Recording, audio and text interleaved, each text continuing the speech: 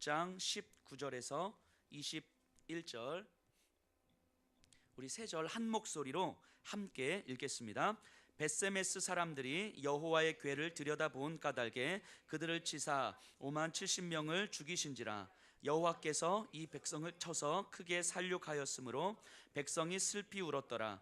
벳세메스 사람들이 이르되 이 거룩하신 하나님 여호와 앞에 누가 능히 서리요 그를 우리에게서 누구에게로 올라가시게 할까 하고 전령들을 기럇 여아림 주민에게 보내어 이르되 블레셋 사람들이 여호와의 궤를 도로 가져왔으니 너희는 내려와서 그것을 너희에게로 옮겨가라. 아멘. 자리에 앉아주시기 바랍니다. 지난주 요절 다 암송하셨죠? 예, 이제 충분히 암송하셨을 거라 믿고 이제는 자신 있게 시켜도 되죠? 왜 갑자기 고개를 숙이시나요? 우리 다 같이 지난주 요절 다 같이 한번 암송해 볼까요? 시작. 아스돗 사람들이 이를 보고 이르되 이스라엘 신의 궤를 우리와 함께 있지 못하게 할지라. 그의 손이 우리와 우리의 신 다곤을 친다 하고 죄송합니다. 제가 오늘 아침까지 다 점검하고 올라오는데 꼭 이 앞에만 서면 이 조사가 헷갈려요. 하고 하니 이런 거. 예. 우리 요절은요 한 주에 한 절이잖아요. 꼭 암송하셔요. 한 주에 한 절. 이 암송을요 특별하게 시간 내서 하지 마시고요, 하루에 10번씩만 읽으세요. 10번씩만. 월화수목 금토 그다음에 주일날 예배 오기 전에 해서 10번씩만 읽으시면요 암송합니다. 꼭 읽으시고요. 오늘 요절은요 6장 20절이에요. 한번 읽어볼까요? 6장 20절 같이 읽겠습니다. 시작. 벳세메스 사람들이 이르되 이 거룩하신 하나님 여호와 앞에 누가 능히 서리요 그를 우리에게서 누구에게로 올라가시게 할까 하고. 이번 한 주간 꼭 암송하시면서 제가 암송하게 하잖아요. 주중에 제가 못 살게 굴잖아요. 그러니까 꼭 암송하시기 바랍니다. 자, 우리가 설교를 들을 때요, 설교를 들을 때의 자세를 좀 잠깐 이야기하고 본문으로 들어갔으면 좋겠습니다. 우리가 두 가지를 좀 생각하셔야 됩니다. 설교를 들으실 때 하나는 성경의 흐름이에요. 지금 우리가 사무엘상을 쭉 나가고 있는데요, 사무엘상 흐름이 또 오늘 본문 6장을 나갈 텐데 이 6장의 흐름이 어떻게 흘러가고 있는지, 그래서 내용이 어떻게 전개되고 이 전개되는 내용 가운데서 하나님께서 뭐라고 말씀하시는지 하나님의 메시지를 들으셔야 돼요. 성경의 흐름에 집중하셔야 됩니다.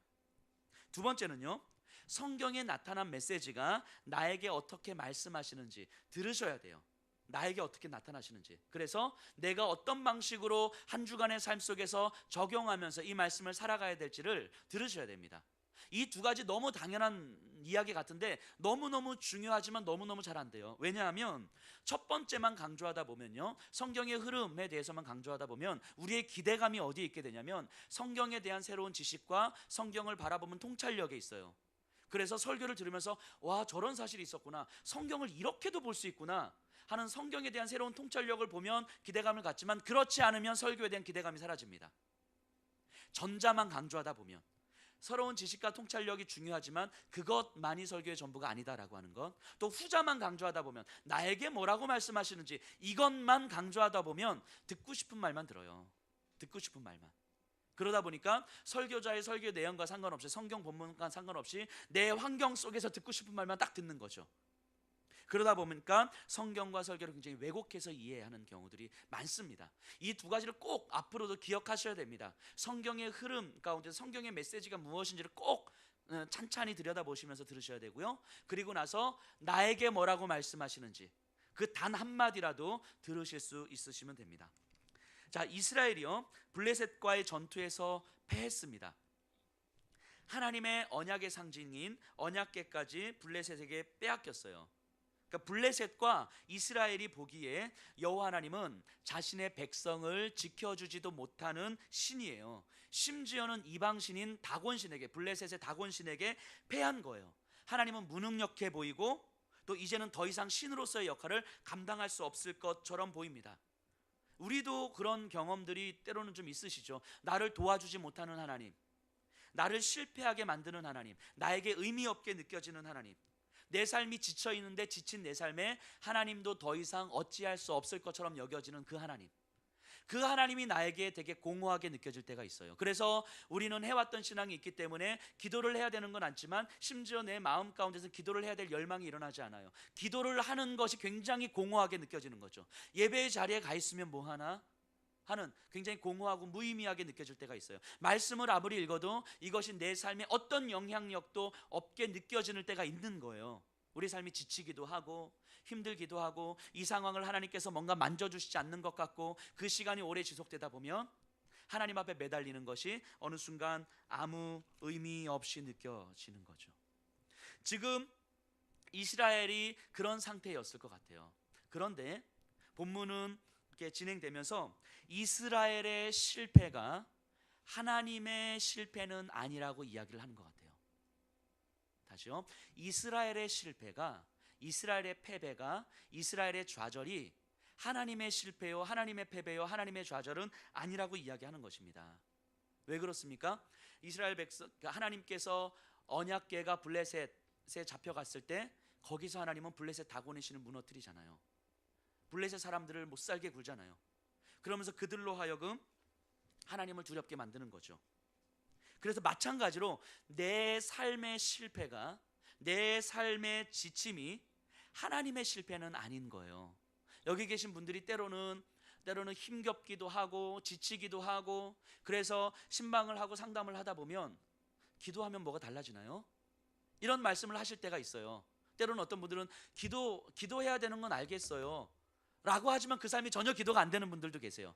왜냐하면 그건 그분의 문제가 아니라 자기 마음 안에서 기도를 해야 되는구나 라고 하는 영적 필요성이 생기지 않기 때문인 거예요.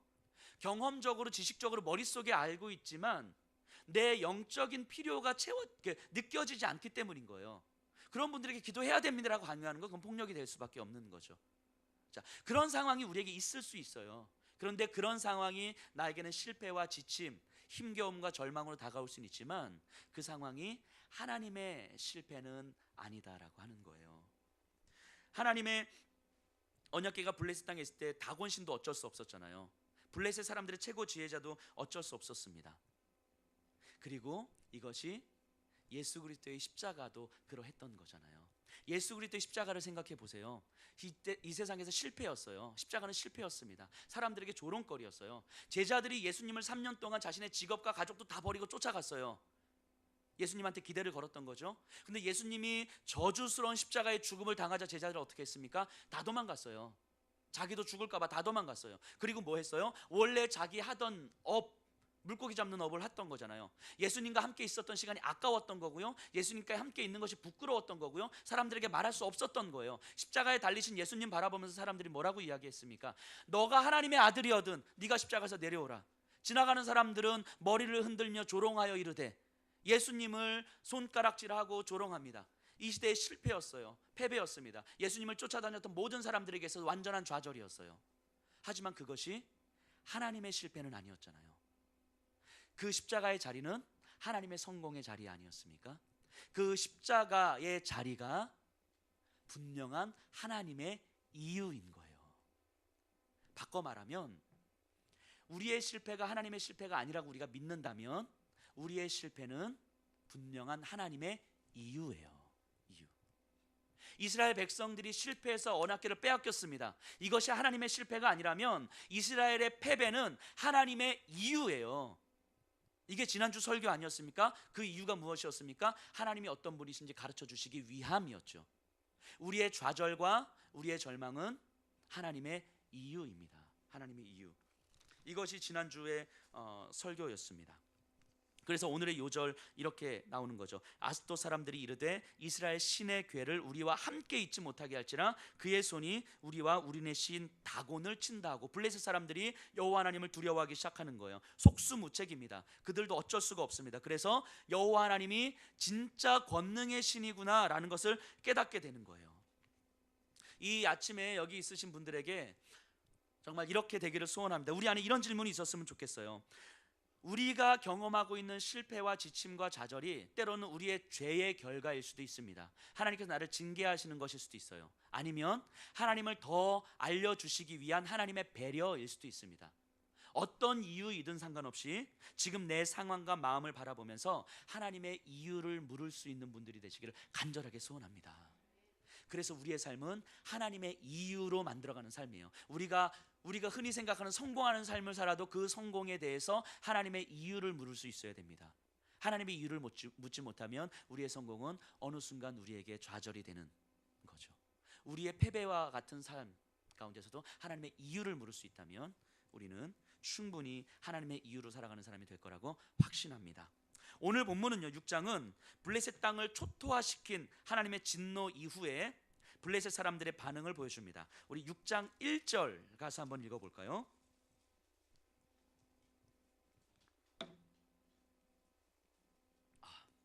6장. 빨리 물을 마시고 성경을 빨리 읽으려고 하다가 물이 목에 걸렸어요. 6장 1절 같이 한번 읽어볼까요? 시작. 여호와의 궤가 블레셋 사람들의 지방에 있은 지 7달이라. 자, 여호와의 궤가 얼마 동안 있었어요? 7달. 우리가 성경에서 볼 때는요, 5장 한 장에서 그 언약궤가 아스돗에 있다가 힘드니까 가드로 갔다가, 그러니까 에그론으로 갔다가 어떻게 우리가 이거 좀 보내자라고 하면 이거 하루 안에 다 될 것 같잖아요. 근데 이게 7개월이래. 7개월. 그럼 7개월이면 생각해 보세요. 7개월 동안 하나님께서 독종을 일으키고 전염병을 일으키고 사람들을 죽이고 쳤어요. 그 7개월 동안 블레셋 사람들이 뭐 했겠습니까? 가만히 있었겠습니까?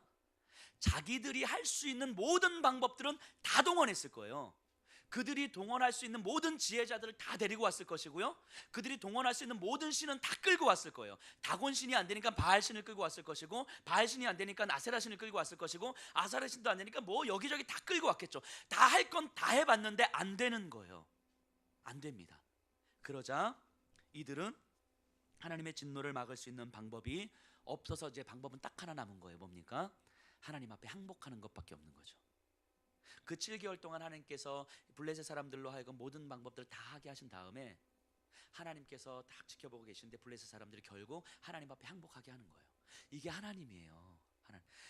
하나님이 무능력하신 분이 아니신 거예요. 하나님이 실패하시는 하나님이 아니신 거예요. 블레셋 사람들이 자기가 하나님 앞에서 두 손 두 발 다 드는 거예요. 그래서 여호와의 언약궤를 도로 보내자라고 하는 겁니다. 2절에 가서 보세요. 2절. 블레셋 사람들이 제사장들과 복술자들을 불러서 이르되 우리가 여호와의 궤를 어떻게 할까? 그것을 어떻게 그 있던 곳으로 보낼 것인지 우리에게 가르치라. 정치 지도자들이 온갖 방법들을 다 동원하다가 안 되니까 종교인들을 불렀습니다. 그래서 우리가 어떻게 해야 되겠느냐라고 했더니 종교인들이, 이 제사장들 복술자들이 이렇게 이야기합니다. 자, 여호와 하나님 앞에 우리가 제사를 드려야 된다. 그들의 방식이었던 거죠. 그래서 어떻게 제사를 드리냐면 독종, 전염병을 만드는 그 독종이라고 하는 그들이 상상하는 형상을 하나 만들었어요. 그리고 독종, 전염병을 옮기는 주체가 쥐라고 봤던 거예요. 그래서 쥐의 형상을, 독종의 형상을 금으로 5개, 쥐의 형상을 금으로 5개를 만들었어요. 총 10개를 만들었죠. 왜 5개냐면 그 블레셋의 주요 도시가 5개였었거든요. 5개. 그게 5도시를 완전 초토화시켰거든요. 그래서 5개를 만들어서 각 도시마다 하나님 앞에 제발 좀 우리 살려달라고 이제 제사를 드리는 거예요. 그래서 언약궤와 독종과 쥐의 형상을 놓고 이제 하나님 앞에 돌려보내기로 한 거예요. 이스라엘 백성에게로. 자, 그렇게 하는데 놀라운 그들의 고백이 나옵니다. 6절 우리 다 같이 한번 읽어보겠습니다. 6장 6절 시작. 애굽인과 바로가 그들의 마음을 완악하게 한 것 같이 어찌하여 너희가 너희 마음을 완악하게 하겠느냐?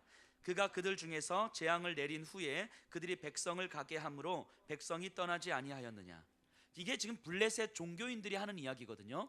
종교인들이 언약궤가 블레셋에 있는데 우리 안 되겠다, 여호와의 진노를 막을 방법이 없다, 우리가 이를 돌려보내야 되겠다라고 하는데, 이 하는 내용 중에서 어떤 얘기를 하고 있는 거예요?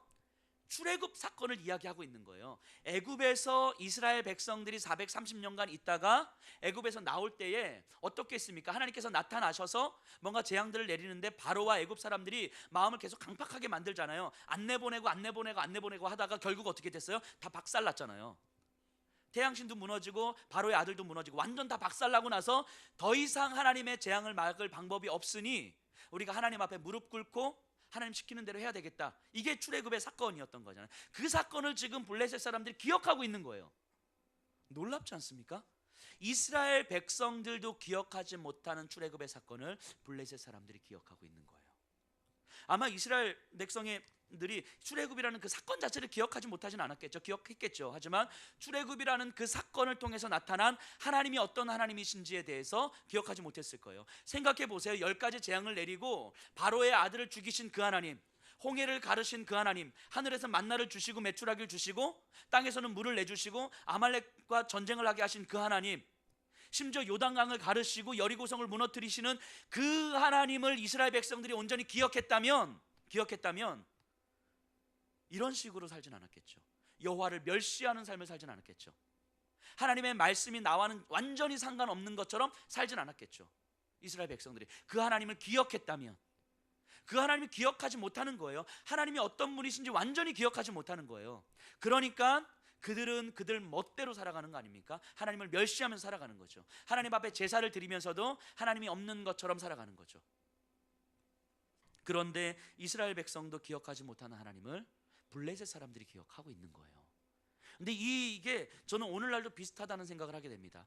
교회와 그리스도인들도 기억하지 못하는 하나님을 이 세상이 기억하고 있는 거예요. 세상은 교회를 향하여서, 그리스도인들을 향해서 이렇게 이야기하잖아요. 너희는 우리와는 달라야 되는 거 아니냐고. 너희는 우리는 달라야 되는 거 아니냐고. 자기들은 그렇게 살지 못하지만 그래도 너희는 우리와는 달라야지. 너희들은 우리와 달라야 되는 거 아니야? 라고 이야기를 하고 있는 거잖아요. 근데 사실 지나고 알고 보니까 니들이나 우리나 똑같네 뭐. 니들이 우리와 다를 게 뭐 있어? 그럴 거라면 굳이 교회가 있어야 될 이유가 뭐야? 굳이 그리스도인들이 있어야 될 이유가 뭐야? 세상이 우리에게 이렇게 이야기하는 거 아닙니까? 그래서 우리를 욕하는 거잖아요. 교회를 욕하는 거고 손가락질하는 거 아닙니까? 그들은 하나님을 믿으면서 순종하면서 살지 못하지만 적어도 하나님을 믿는 사람들은, 예수님을 믿는 사람들은 그러면 안 되는 거 아니야? 라고 세상은 우리에게 요구하고 있는 거잖아요. 우리도 기억하지 못하는 그 하나님, 우리를 구원하신 예수 그리스도, 하나님의 그 전능하심, 이 땅 가운데 하나님의 사랑의 질서와 정의의 질서와 평화의 질서를 만들기를 원하시는 그 하나님, 그래서 끊임없이 자신의 생명을 내어 주기까지 복종하심으로써 누군가를 살리는 삶을 사셨던 그 예수 그리스도께서 우리에게도 너의 생명을 내주면서까지 누군가를 살리는 삶을 살아라라고 말씀하시면서 허락한 곳이 교회잖아요. 그렇기 때문에 세상은 그 하나님을 기억하고 있는 거죠. 너희는 우리와는 달라야지. 그런데 알고 보니까 똑같네. 그럼 굳이 교회가 있어야 될 이유가 뭐야? 세상이 기억하는, 우리 교회와 그리스도인들이 기억하지 못하는 하나님을 세상이 기억하고 있는 거 아니겠습니까? 저는 개인적으로 이런 말을 꼭 듣고 싶어요. 죽기 전에. 뭐냐면 제 친구들이 저한테 하는 이야기예요.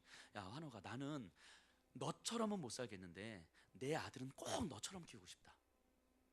멋있잖아요. 그렇죠? 저는 죽기 전에 딱 3번 이런 말 듣고 죽었으면 좋겠습니다. 한 사람한테 3번 말고 3사람한테 한 번씩. 자, 우리 여기 계신 분들이요, 저는 그런 분들 되었으면 좋겠습니다. 공부 잘한다, 너 성격 좋다, 너 연봉 진짜 그 정도, 와 아파트 평수 그래, 이런 거 말고, 이런 것도 좋지만 야 나는 진짜 너처럼은 못 살 것 같은데 내 딸은 꼭 너처럼 키우고 싶다. 야 너는 어떻게 가지면 족족 그냥 다른 사람 내 눈에 이렇게 불쌍한 사람 그렇게 많이 보여? 야 어떻게 너는 그렇게 나누면서 살아가냐? 너는 어떻게 너의 삶을 그렇게 헌신하면서 살아가? 근데 나는 그렇게 못 살 것 같은데 이 시대에 꼭 너 같은 사람은 꼭 필요할 것 같아. 이 시대에 너 같은 사람은 정말 꼭 필요할 것 같아. 근데 내 딸은 꼭 너처럼 키우고 싶다. 내 아들은 꼭 너처럼 키우고 싶다. 우리 이런 말 듣고 죽어야 되지 않습니까? 자, 우리 삶의 목표 생겼습니다. 우리 삶이 마무리하기 전에 이 말 3번 꼭 듣고 죽기. 그리고 한 번이라도 들으시면 바로 말씀하셔서 제가 예배 시간에 광고하겠습니다.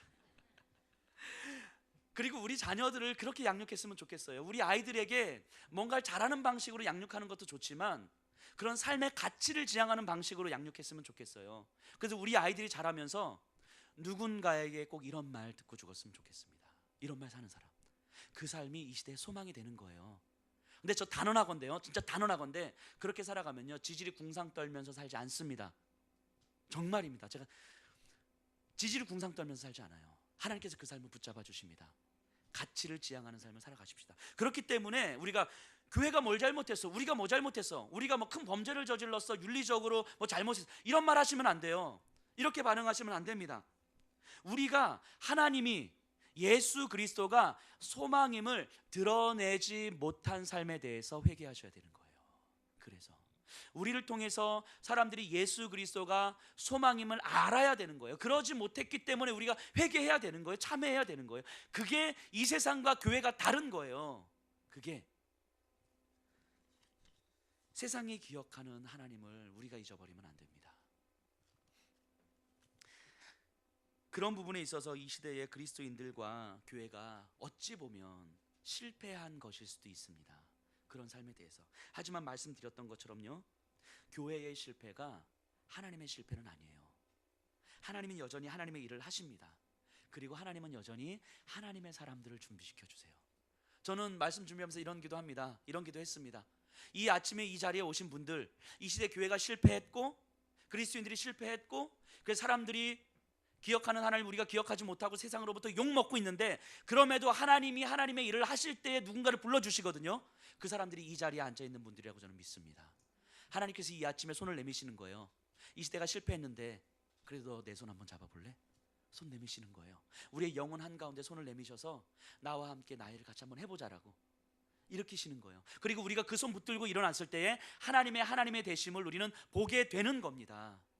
우리의 삶 가운데서요, 또 이 자리에 앉아 계시는 분들과 우리가 양육하는 우리 아이들, 그리고 예수평화교회가 하나님의 그 손 붙잡았으면 좋겠습니다. 사무엘서의 저자는 지금 의도적으로 출애굽 사건과 언약궤가 블레셋에서 나오는 사건을 지금 연결시키고 있는 거예요. 그러니까 언약궤가 블레셋에서 나오는 장면은요, 이스라엘 백성이 애굽에서 나오는 장면하고 같다라고 이야기를 하고 있는 거예요. 지금 자, 출애굽, 이스라엘 백성들이 애굽에서 나옵니다. 애굽에서 나오는 이유가 무엇입니까? 하나님께서 이스라엘 백성들 끄집어내시는 이유가 뭐예요? 출애굽기 19장 4절 5절 6절에서 나오는데요, 정리하면 이겁니다. 나는 너의 하나님이 되고 너는 내 백성이 되리라. 나는 너의 왕이고 너는 내 백성이다. 나는 너의 아버지고 너는 내 자녀다. 이 얘기하고 있는 거예요. 출애굽 사건의 핵심은 이겁니다. 뭐냐면 이스라엘이 하나님의 백성이 되는 데 있어서 그들이 한 건 아무것도 없더라는 거예요. 이게 출애굽 사건의 핵심이에요. 그들이 하나님의 백성이 되는 데 있어서 이스라엘이 한 건 아무것도 없더라는 거예요. 하나님이 선택하시고 하나님이 부르시고 하나님께서 애굽과 바로 왕에게 나타나시고 하나님께서 열 왕을 굴복시키시고 그리고 이스라엘 백성들을 자기 앞에 딱 놓으신 거예요. 그리고 내가 너의 왕이고 너는 나의 백성이다라고 이야기한 거예요. 이스라엘 백성이 입장에서 한번 생각해 보세요. 오랜 시간 노예로 살아갑니다. 신음하며 눈물을 흘리며 살아갑니다. 그냥 오늘 하루 밥 먹고 살아가는 것이 전부인 것처럼 살아가요. 그래서 내 관심은 오늘 하루 밥을 먹는데 저 사람은 보리밥 먹는데 난 쌀밥 먹으면 좋아하면 살아가는 거죠. 저 사람 반찬 2가지 먹는데 나는 반찬 5가지 먹으면 행복해하면 살아가는 거죠. 우리가 추구하는 행복이라는 건 이 정도잖아요. 이 정도. 근데 이것이 전부인 것처럼 살아가요. 그렇기 때문에 그냥 돈 버는 것이 전부인 것처럼 살아간단 말이죠. 근데 그렇게 살아가다가 애굽 왕 바로가 가장 강한 존재인 것처럼 살아가다가 우리 삶을 지배하는 힘이 가장 큰 힘이 돈인 것처럼 살아가다가 여호와 하나님이 나타나시는데 바로가 상대도 되지 않는 거예요. 애굽이 섬기는 신들이 상대도 되지 않는 거죠. 그냥 낙엽 떨어지듯이 그냥 우르르 이렇게 떨어지는 거예요. 내가 믿고 있었던 것들이 아무것도 아닌 것처럼 하나님 앞에 다 여겨지는 거예요. 그러면서 모든 애굽 사람들 다 두려워 벌벌 떱니다. 하나님 앞에서. 그리고 이스라엘 백성들도 두려워 벌벌 떠는 거예요. 과연 저 하나님 앞에서 누가 설 수 있겠는가? 두려워서 누가 감히 하나님 앞에 설 수 있겠는가? 라고 두려워 떨고 있을 때에 하나님께서 그들에게 말씀하시는 거예요. 내가 너의 왕이다. 내가 너의 하나님이다. 이스라엘 백성들이 한 게 아무것도 없어요. 그런데 하나님 말씀하시는 거예요. 내가 너 때문에 온 것이다. 내가 너 때문에 내가 이 자리에 와 있는 것이다 라고 하나님 말씀하시는 겁니다. 지금 언약궤가 블레셋에서 나오는 장면이 바로 이거다라고 지금 이야기를 하고 있는 거예요. 이스라엘 백성이 하나님 앞에서 범죄했습니다. 하나님을 예배의 대상이 아니라 이용의 도구로 생각했어요. 그래서 하나님을 이용한 거죠. 그래서 하나님께서 진노하신 거죠. 그럼에도 불구하고 그들은 원망했어요. 하나님 정말 우리를 버리신 것인가? 여전히 우리의 하나님이신가? 이게 원망하고 있는 거예요. 우리도 똑같아요. 우리도 내 마음대로 살아요. 우리도 내 마음대로 살아요. 예배를 드려도 내 마음대로 삽니다. 예배 큐티를 해도 내 마음대로 살아요. 기도를 해도 내 마음대로 삽니다. 말씀을 읽어도 내 마음대로 살아요. 왜냐하면 신앙과 삶이 따로이기 때문인 거죠. 예배를 드릴 때 엄청나게 집중하지만 내 마음대로 살아요. 기도하면서 눈물을 흘리는데 내 마음대로 살아요. 큐티하면서 나를 향해서 주신 하나님의 말씀이 이겁니다라고 감격했는데 내 마음대로 살아요. 왜요? 우리의 신앙과 삶이 따로 가기 때문인 거예요. 이스라엘 백성들이 하나님 앞에서 제사를 드리는데 자기 마음대로 살아요. 왜요? 제사를 드리면서 하나님께서 내 삶을 어떻게 편안하게 만들어 주실까를 바랐기 때문인 거죠. 신앙과 삶이 따로 가게 되면요, 하나님을 이용할 수밖에 없습니다. 우리의 신앙과 삶이 따로 가게 되면요, 우리가 예배에 집중하고 기도에 집중한다고 하는 것이 결국 내 마음대로 사는 이 삶을 얼마나 더 편안하게 살게 만들 것인가, 하나님께서는 여기에 얼마나 나를 도와줄 것인가에 관심을 갈 수밖에 없는 거예요, 신앙과 삶이 따로 가면. 그런데 그래 놓고는 우리는 하나님 원망하잖아요. 그래 놓고는, 그렇게 살아놓고는 우리는 하나님을 원망하는 거예요. 하나님 정말 계십니까? 하나님 나와 함께 하십니까? 하나님 왜 침묵하십니까? 하나님 내가 정말 이렇게 힘들어 죽을 것 같은데 하나님 왜 가만히 계세요? 어느 순간 하나님 더 이상 내 삶에 아무 의미 없습니다. 그런데 하나님은 그렇게 원망하는 우리에게 또 대답하시더라고요. 이렇게 대답하시더라고요. 여전히 나는 너의 하나님이다. 한참 침묵하고 계시다가 우리의 원망 소리가 잦아들었을 때, 그래서 더 이상 원망할 힘조차 없었을 때 하나님 우리에게 나타나셔서 말씀하시죠. 나는 너의 하나님이다. 이게 하나님께서 모세에게 나타나셔서 하셨던 말씀이에요. 나는 스스로 있는 자니라. 스스로 있는 자. 하나님은요, 누구의 도움도 필요하지 않으십니다. 하나님은 언약궤가 블레셋 나올 때 이스라엘의 도움도 필요치 않으셨고요, 블레셋의 도움도 필요치 않으셨어요. 우리의 하나님이 되실 때에 우리의 도움을 필요로 하지 않으셨어요. 우리는 오히려 하나님을 이용하려고 했고요, 우리는 오히려 하나님의 진노를 자아내는 삶을 살았을 뿐이죠. 하나님은 그 어떤 누구의 도움도 필요치 않으시고 하나님은 홀로 스스로 그냥 하나님이신 거예요. 그게 스스로 있는 자죠. 근데 그런 하나님께서 우리가 필요하다고 말씀하시는 거예요. 우리가 필요하다고. 나한테 너가 필요하다. 그 하나님께서, 누구의 도움도 필요하지 않으신 그 하나님께서 나에게 찾아오셔서 손을 내미시는 거예요. 나에겐 네가 필요하다. 이스라엘이라는 이름의 뜻이 뭡니까? 이스라엘, 하나님과 겨루어 이기다, 이런 의미잖아요.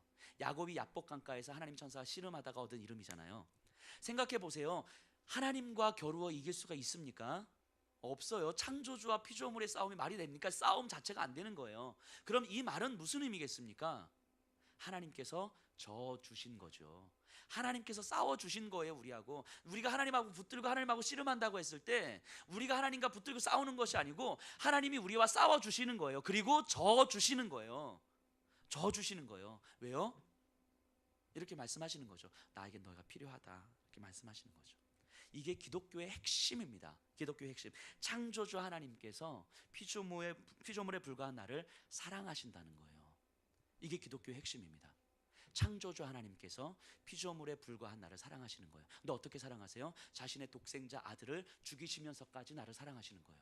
그 독생자 아들은 죽음에 내 생명을 내어놓기까지 순종하심으로 나를 사랑하시는 거예요. 그러니까 내가 하나님으로부터 좀 멀어져 있어도, 내가 하나님을 이용해도, 내 마음대로 살아도, 아무리 내 머릿속으로 하나님을 알고 있어도 내 마음과 삶이 자기중심적으로 삶이 이루어진다 할지라도 여전히 하나님은 하나님이시고, 여전히 하나님은 사랑이시고, 그 하나님은 여전히 나를 향하여서 내가 너를 사랑한다라고 말씀하시는 거예요. 이걸 우리는 은혜라고 이야기합니다. 은혜. 그래서 복음의 다른 말을 은혜라고 설명하는 거예요. 이 하나님의 은혜가 우리의 영혼에 가득 채워지게 되면요, 우리도 하나님을 사랑하게 되어 있어요. 그 은혜가 우리의 영혼에 가득 채워지게 되면 우리의 영혼이 하나님 앞에서 하나님을 사랑하게 되어 있어요. 하나님을 사랑하지 않을 수가 없어요. 사랑하지 않을 수가 없습니다. 하나님을 사랑하면 하나님 때문에 살게 되는 거예요. 하나님 때문에. 그런데 실제 우리의 삶을 보면 그 은혜가 우리 영혼 가운데 채워져서 하나님을 사랑하게 되는데, 그런데 이 시대가 악하기도 하고 우리의 환경이 그렇게 허락되지도 않고 내 마음에 내 육신의 본성이 덕지덕지 붙어있는 이 죄의 본성들 때문에 하나님을 사랑하는 것이 그렇게 힘든 거예요. 하나님을 사랑하고 싶은데, 하나님을 향한 사랑이 내 안에 있는데 하나님을 따라 하나님을 사랑하면 살아가는 게 그렇게 힘든 거예요. 그래서 하나님 앞에 죄송한 거예요. 그래서 그 죄송함을 잃어버리는 게 문제인 거죠. 하나님을 너무너무 사랑하고 싶은데 사랑할 수가 없는 거예요. 우리의 삶이 너무너무 힘겹고 연약하고 우리의 죄성들이 우리 끊임없이 지배하기 때문에. 그래서 하나님, 저 하나님 사랑하고 싶습니다. 하나님 말씀 듣고 그 말씀 한 자락이라도 내가 말씀에 따라 순종하고 싶어요. 하나님. 근데 하나님 잘 되질 않습니다. 하나님 좀 도와주십시오. 도와주십시오. 그래서 우리가 기도하는 거 아닙니까? 그래서 우리가 하나님을 따라 살지 못하는 이유는 우리를 덮고 있는 죄 때문이거든요. 죄. 근데 조금 더 깊이 들어가 보면요, 그 죄 때문에 하나님을 사랑하지 못하는 것이라기보다는 조금 더 들어가면 그 죄를 뚫을 만한 하나님을 향한 사랑이 없기 때문이에요. 하나님을 향한 그 죄를 뚫을 만한 하나님을 향한 열렬한 사랑이 없기 때문에 죄에 지배되는 거예요. 그래서 그 하나님의 사랑을 우리가 구하는 거예요. 우리 예수 그리스도께서 우리에게 주신 거거든요. 구하는 거예요. 이 아침에 있는 분들에게 스스로 이런 질문을 정말 던져봤으면 좋겠습니다. 내 안에 정말 그 하나님을 향한 사랑이 있는가? 정말 그 하나님을 사랑하기 때문에 살아가지 못하는 내가 너무너무 죄송하고 안타까워서 하나님 앞에 회개도 하고 도와달라고 구하기도 하고, 이 사랑을 드러내고 싶은 이 강한 열망이 과연 나에게 있는가라는 질문을 한번 던져봤으면 좋겠습니다. 이 하나님의 사랑을 잃어버린 삶은 사단의 지배 아래서 살아갈 수밖에 없어요. 우리가 아무리 예배를 드려도 어쩔 수 없습니다. 기도를 해도 어쩔 수 없어요. 내 마음대로 살아가는 거예요. 우리 안에 하나님을 향한 사랑이 온전히 회복되기를 간절하게 소원합니다. 우리 본문 6장 본문 좀 뒷부분에 보면요, 조금 블레셋 종교인들이 다시금 하나님을 테스트하는 장면이 나옵니다. 이런 장면이에요. 우리가 이제 언약궤를 이스라엘로 보내야 되는데 그냥 마지막으로 한번 테스트 한번 해봅시다. 그래서 수레에 언약궤와 금, 독종, 금, 쥐 형상을 딱 넣고 이 수레를 끌어야 되는데 누가 끌냐면 송아지를 갓 낳은 암소 2마리로 하여금 끌게 하는 거예요. 송아지는 외양간에 놓고. 자, 그럼 이 소들이 이제 막 젖이 나는 소들이 저 이스라엘 송아지들이 있는 대학은 전혀 완전히 반대 방향을 향해서 온전하게 수레를 끌고 갈 수 있겠습니까? 없어요. 불가능한 거예요. 그래서 종교인들이 이렇게 이야기합니다. 이 소들이 이스라엘 땅을 향해서 온전하게 수레를 끌고 가면 이건 하나님께서 하신 것이고, 그들이 온전하게 끌고 가지 않으면 이건 우연히 일어난 일이다 라고 이제 마지막 테스트를 하고 있는 거예요. 우리 6장 12절 한번 읽어볼까요? 6장 12절 그 결과예요. 시작. 암소가 벳세메스 길로 바로 행하여 대로로 가며 갈 때에 울고 좌우로 치우치지 아니하였고 블레셋 방백들은 벳세메스 경계선까지 따라가니라. 어떻게 됐습니까? 이스라엘 벳세메스는 블레셋과 이스라엘 접경 지역에 있는 이스라엘의 마을입니다. 거기까지 곧장 가는 거예요. 소들이 울어요. 울면서 갔대요. 송아지들이 생각하면서 울면서 갔대요. 하지만 곧장 가는 거죠. 그래서 모든 사람들이 인정할 수밖에 없었어요. 아, 이것이 하나님께서 하신 일이구나. 그리고 벳세메스로 갔습니다. 벳세메스 사람들이, 이스라엘 사람들이 이제 언약궤가 오는 것을 보고 기뻐했어요. 그런데 여기서 또 다른 일이 벌어집니다. 뭐냐면 이스라엘 백성들이 언약궤가 오고 나서 호기심이 생긴 거죠. 저 안에 뭐가 있지? 저게 뭐길래 저렇게 능력 있지? 사람들이 두려워하죠. 이게 들여다본 거죠. 그래서 하나님께서 진노하셔서 그들의 70명을 죽입니다. 성경에 보면 5만 70명인데 5만에 이제 괄호가 쳐져 있잖아요. 이거는 어떤 사본에는 5만이라는 숫자가 있고 어떤 사본에는 없다, 이렇기 때문에 괄호를 쳐놓은 거예요. 근데 70이 거의 맞을 것 같아요. 이 시대에 벳세메스라는 동네 자체가 뭐 5만 명이 있을 만한 지역이 아니기 때문에 70명이 맞는 것 같아요. 어쨌든 죽입니다. 이 장면은 여전히 변화되지 않는, 여전히 하나님에 대해서 알지 못할 이스라엘의 모습을 보여주는 거예요. 이 정도 됐으면 하나님 앞에서 두려워서 정말 하나님 우리가 어찌해야 되겠습니까? 라고 묻고 무릎 꿇어야 되는 상황임에도 불구하고 뭐지? 라고 호기심에 보는 거예요. 여전히 하나님을 이용하고 있는 거죠. 그들의 얄팍함이 보여지는 거예요. 그래서 하나님께서 그들을 향해서 진노하시죠. 그리고 나서 20절에 이렇게 말씀합니다. 우리 20절 오늘의 요절인데요, 다 같이 읽어보겠습니다. 벳세메스 사람들이 이르되 이 거룩하신 하나님 여호와 앞에 누가 능히 서리요? 그를 우리에게서 누구에게로 올라가시게 할까 하고. 그들이 하나님을 두려워하기 시작합니다. 그러면서 이 거룩하신 하나님 여호와 앞에 누가 능히 서리? 거룩하신 하나님, 죄가 없으신 하나님이에요. 완전하신 하나님이십니다. 거룩하시고 완전하신 그 하나님은 죄를 싫어하세요. 죄를 진노하시거든요. 그러니까 죄가 없으신 하나님 앞에 우리가 선다고 하는 것은 죄인으로서 서는 거잖아요. 죄인인 우리가 거룩하신 하나님 앞에 설 수가 없어요. 하나님 앞에 두렵고 떨림으로. 죄 없으신 하나님을 바라볼 때 하나님을 눈을 들어 볼 수조차 없는 죄인의 상태가 되는 거예요. 두렵고 떨리는 거죠. 그래서 이사야 선지자가 하나님을 만나서 어떻게 합니까? 화로다 나여 망하게 되었도다. 화로다 나여 망하게 되었도다. 하나님 앞에서 죄인인 내가 하나님 앞에 섬에 대해서 죽음에 대한 두려움이 있는 거죠. 왜냐하면 나는 죄인이라는 것이 인정되기 때문인 거예요. 하나님을 두려워하는 것. 이스라엘 백성들이 하나님을 향해서 이 고백을 하게 됩니다. 그런데 하나님은요, 이거 가르쳐 주시려고 하셨던 거예요. 이스라엘 백성들에게 이거 가르쳐 주시려고. 이스라엘 백성들에게 여호와 하나님 앞에서 두렵고 떨림으로 설 수밖에 없다는 것, 하나님은 거룩하신 분이라는 것, 그 하나님 앞에서 우리는 정말 아무것도 아닌 죄인이라는 것, 이것을 가르쳐주고 싶으셨던 거예요. 그래서 이스라엘 백성들이 이제까지 있었던 모든 과정들, 블레셋과 전쟁하고 언약궤가 뺏기고 그들이 좌절하고 절망하고 대제사장이 죽고, 이 모든 과정들은 하나님께서 이거 가르쳐 주시려고 허락하셨던 거예요. 그 하나님의 이유가 있었던 거죠. 하나님이 누구이신지 가르쳐 주시는 거예요. 거룩하신 하나님 여호와 앞에 누가 능히 서리요. 우리에게 허락하신 모든 상황들은요, 하나님께서 이거 가르쳐 주시려고 하시는 거예요. 우리도 우리가 모르게 하나님을 이용했고 아무리 헌신하지만 내 마음대로 살았던 이 삶에서 그 거룩하신 하나님 앞에서 내가 죄인일 수밖에 없습니다. 작고 초라함일 수밖에 없습니다. 내가 붙들고 살아가려고 하는 이것들이 정말 아무것도 아닌 것인데 하나님을 이걸로 대신하려고 했었습니다. 내 마음을 지금도 가득 채우고 있는 것, 지금 이 자리에서도 내 마음을 가득 채우고 있는 그 두려움과 불안과 염려, 이것들을 하나님을 대신할 수 있다고 믿었던 것 같습니다. 하나님. 근데 그 하나님 앞에서 이것이 정말 아무것도 아닌 것이고, 이것이 하나님 앞에서 너무너무 죄송한 것이고, 하나님 앞에서 이런 것들을 붙들고 있었다는 것 자체가 내가 아직까지 하나님을 모르고 있었다는 것이고, 그런데 그 하나님께서는 나에게 하나님이 거룩하신 하나님이 어떤 분이신지 가르쳐 주시려고 이제까지 나를 이 상황까지 몰고 오셨군요. 하나님, 이 고백하게 하시려고 하나님 이스라엘 백성들을 끌고 오신 거고 우리를 끌고 오신 거잖아요.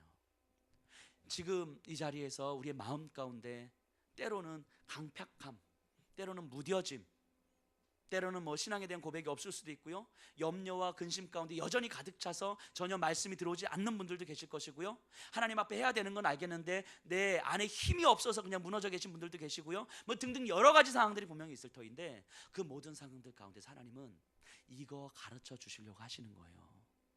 누가 거룩하신 하나님 여호와 앞에 누가 능히 서리요. 제가 되게 개인적으로 되게 부끄러운 이야기인데 이걸 할까 말까 되게 고민을 하다가 그래도 하려고요. 지난주 저희가 새벽 예배를 월, 화, 수, 목, 금을 드리거든요. 그런데 지난주 금요일 새벽 예배를 제가 못 드렸어요. 저희가 5시 반에 새벽 예배잖아요. 5시 반에 눈 떴어요. 제가 그것도 우리 반주하는 친구가 문자를 보낸 거예요. 목사님 안 오시나요? 그거 보고 제가 너무 놀란 거예요. 너무 놀랐어요. 그래서 후다닥 해서, 근데 그래도 그 친구한테는 내가 그냥 혼자 기도할 테니까 오늘은 그냥 가렴 보냈어요. 새벽 일을 못 드렸어요. 그리고 오전 내내 제 마음이 불편한 거예요. 자, 그러면 제 마음에 가장 먼저 어떤 마음이 들어와야 됩니까? 하나님 앞에 죄송해야 되잖아요. 그죠? 당연하죠. 하나님 앞에 죄송해야 되잖아요. 너무너무 당연한 거거든요. 근데 제 마음에 그것보다 먼저 들어온 마음이 있었어요. 짜증이에요. 짜증. 하나님 앞에 죄송한 마음보다 짜증이 먼저 나는 거예요. 그래서 이 오전 내내 이 마음을 제가 계속 묵상을 했어요. 왜 하나님 앞에 죄송해야 되는 상황인데 내 안에서 짜증이 먼저 나고 있을까? 이 짜증이 가시질 않는 거예요. 제 안에서 매우 단순한 건데 제가 해야 되는 일이었기 때문인 거예요. 해야 되는 일을 하지 못했기 때문인 거예요. 새벽 예배를 드리고 설교 준비를 하고, 아니 제가 성도님들을 신방하고 주일날 예배를 드리고 찬양을 하고 기도를 하는 이 모든 것들이 하나님을 위해서 한다고 하는데 저도 모르게 제 안에서 해야 되는 일이었던 거예요. 해야 되는 일. 하나님 앞에서 하나님 내가 이렇게 하면 되겠습니까? 저렇게 하면 되겠습니까? 하나님 앞에서 온전히 자유함으로 이루어지는 일이 아니라 내가 해야 되는 일이었던 거예요. 그러니까 하나님 앞에 죄송함보다 내가 해야 되는 일을 못했기 때문에 들어오는 짜증이 확 올라오는 거죠. 이 짜증이 먼저 올라오고 내가 해야 되는, 새벽 예배가 내가 해야 되는 일이었구나. 그러니까 해야 되는 일은 뭐만 있으면 되는 거예요? 성실성만 있으면 되는 거거든요. 그렇잖아요. 해야 되는 일은 성실성만 있으면 돼요. 영적인 예민함 없어도 해야 되는 일을 얼마든지 할 수 있는 거거든요. 새벽 예배가 나한테 해야 되는 일이었구나 하면서 오전 내내 그것 때문에 더 마음이 불편한 거예요. 막 낙심이 되는 거예요. 그럼 제가 하나님 앞에 이렇게 기도를 했어요. 하나님, 제가 정말 한다고 하고 있습니다. 하나님, 정말 제 스스로 봤을 때 제가 게으르지 않은 것 같아요. 온전히 시간도 다 냅니다. 하나님, 물질도 다 내는 것 같아요. 에너지도 다 냅니다. 하나님, 저 잠도 잘 못 자요. 하나님, 그런데 이것도 아니라면 하나님 어떻게 해야 되는 거죠? 오해 막 그렇게 기도를 했던 것 같아요. 하나님, 그럼 저 어떻게 해야 돼요? 그럼 여기서 잠을 더 줄여야 되나요? 요즘 두통도 와가지고 지금 잠을 더 자야 되나 말아야 되나 고민 중인데, 하나님, 저 어떻게 더 해야 돼요? 여기서 막 이렇게 기도를 하면서 제 안에 좀 이 서러움과 불편함과 좌절과 이런 것들이 이제 막 생기는 거예요, 제 안에서. 어떻습니까? 물론 여기 앉아 계신 분들은 그런 상황이 있으면 하나님 앞에 회개가 먼저 되실 분들이시죠. 그렇게 믿습니다. 근데 이 마음들이 저를 너무너무 불편하게 만들었던 것 같아요. 근데 답이 안 나오잖아요. 답이. 더 이상 내가 더 열심을 내면 되나? 잠을 줄이면서 더 성실하게 움직이면 되나? 한 분이라도 더 만나면 되나? 아니면 기도하는 시간을 더 늘리면 되나? 근데 이게 답이 아닌 것 같은 거예요. 이런 방식으로는 도저히 답이 안 나올 것 같은 거죠. 여전히 그렇게 더 하다가 안 되면 더 큰 짜증이 날 것 같은 거죠. 근데 하나님께서 답을 주셨어요. 로마서 5장 1절이에요. 이렇게 답을 주셨어요. 제 질문이었거든요. 거룩하신 여호와 하나님 앞에서 누가 능히 서리요? 거룩하신 하나님 여호와 앞에서 누가 능히 서리요? 로마서 5장 1절에 이렇게 말씀하시더라고요. 그러므로 우리가 믿음으로 의롭다 하심을 받았으니 우리 주 예수 그리스도로 말미암아 하나님과 화평을 누리자. 우리 주 예수 그리스도로 말미암아 하나님과 화평을 누리자. 우리 주 예수 그리스도로 말미암아 하나님과 화평을 누리자. 하나님께서 자신의 아들을 죽이신 그 사랑으로 나와 화평을 누리시는 거고요. 예수 그리스도께서 자신을 십자가의 죽음 가운데 자기의 생명을 내어 주신 사랑으로 하나님과 화평을 누리는 거예요. 하나님은 저한테 이렇게 말씀하신 거예요. 너 이틀 밤을 새면서 해봐라. 되나? 그게 아니라고 말씀하시는 거예요. 내 사랑으로 하는 거야라고 말씀하시는 거예요. 내 사랑으로 하는 거야 말씀하시는 거예요. 누가 거룩하신 하나님 앞에서 능히 서리요? 하나님 이렇게 말씀하십니다. 내 사랑으로. 그래서 내가 너와 화평하기 위해서 내 아들 죽였잖아. 근데 그 이상의 뭐가 더 필요해? 예수님 우리에게 이렇게 말씀하시는 거죠. 내가 너 하나님과 화평하게 만들기 위해서 내가 죽었잖아. 근데 너한테 뭐가 더 필요해? 이렇게 말씀하시는 거예요. 하나님께서 제 안에 있는 불편함 가운데서 이렇게 답을 주셨어요. 그러면서 제가 어떤 묵상을 하게 됐냐면, 우리 함께 있는 분들을 계속해서 떠올리면서 한번 기도를 해봤어요. 이 자리에 우리 주일날 앉아 있을 한 분 한 분을 보면서 기도를 하면서 떠올렸어요. 근데 제가 너무너무 좋아하는 축복하는 찬양이기도 한 그 찬양이 계속해서 묵상이 돼서 너무 좋아서 금요일 어제 오늘도 할까 말까 고민을 하다. 근데 그거거든요. 찬양의 가사가 이렇게 돼요. 주께 힘을 얻고 그 마음에 시온의 대로가 있는 그대는 하나님의 축복의 사람이죠. 주님 그대를 기뻐하시죠. 이 찬양이 이렇게 들어오는 거예요. 저에게 말씀하신 거잖아요. 너 환호가 너가 아니라 내 사랑으로 너는 서는 거야. 그래서 하나님께서 나를 위해서 자신의 독생자를 죽이셨고 예수님께서 죽으셨다고 말씀하시는 거잖아요. 그 사랑을 힘입어서 서는 거라고 말씀하시잖아요. 너가 해야 되는 일 아니야. 너 성실성으로 할 수 있는 일 아니야 라고 말씀하시는 거잖아요. 그런데 그 똑같은 말씀을 여기 계신 분들에게 하시는 거예요. 우리 김갑순 장로님에게 말씀하시는 거예요. 하나님께서 우리 장로님을 바라보시면서 하나님의 사랑으로 서 있는 분이야 라고 말씀하시는 거죠. 하나님의 사랑으로 서 있는 분이야. 우리 공비집사님 바라보시면서 말씀하시는 거예요. 그 마음에 다른 그 어떤 것이 아니라 우리 주님으로부터 힘을 얻는 사람이야 라고 말씀하시는 거죠. 우리 집사님들 권사님을 바라보고 우리 청년들을 바라보면서 우리의 상황과 환경이 어떠함과 상관없이 그 마음에 시온의 대로가 있는 사람이야. 그런데 그런 사람들이 제 주변에 있는 거잖아요. 하나님께서 사랑하시는 그 사람들이, 하나님께서 사랑하셔서 이루시킨다는 그 사람들이 제 옆에 있는 거잖아요. 근데 그게 너무 감사했어요. 너무 감사했어요. 그냥 함께 있어서 감사합니다 이게 아니라 하나님께서 직접 사랑하신다고 말씀하셔서 하나님께서 하나님으로부터 힘을 얻는 분이, 그 마음에 시온의 대로가 있는 사람이, 그 사람은 이 땅에 충분한 소망의 삶이 되는 그 사람이 내 옆에 있는 거잖아요. 이것보다 감사한 삶이 어디 있습니까? 너무너무 감사했어요. 묵상을 하면서 너무너무 감사했어요. 그래서 이런 분들이 내 옆에 있다는 것 자체가 하나님 앞에 너무너무 감사했습니다. 주께 힘을 얻고 그 마음에 시온의 대로가 있는 그대는 하나님의 축복의 사람이죠. 주님 그대를 너무 기뻐하시죠. 주의 집에 거하기를 사모하고 주를 항상 찬송하는 그대는 하나님의 축복의 사람이죠. 주님 그대를 너무 사랑하시죠. 주중에 설교 준비하고 묵상하다가 거룩하신 하나님 앞에 누가 능히 서리요? 라는 질문 앞에서 내 사랑으로 하는 거야 라고 답을 얻은 다음에 여기 있는 분들을 떠올리면서 그런 분들이 내 옆에 이렇게 많이 계시는구나 라는 마음에 너무너무 감사했던 것 같고, 그래서 오늘 설교하면서 제가 이 말씀을 꼭 드리고 싶었어요. 제 옆에 계셔 주셔서 우리가 함께 교회 공동체를 만들고 갈 수 있어서 너무 감사합니다. 그리고 우리가, 저에게 여러분들이, 또 여러분들한테 제가, 또 우리 안에 서로가 그런 사람들이었으면 좋겠어요. 너무 감사한 사람들, 그런 사람들이 되기를 간절하게 축원합니다.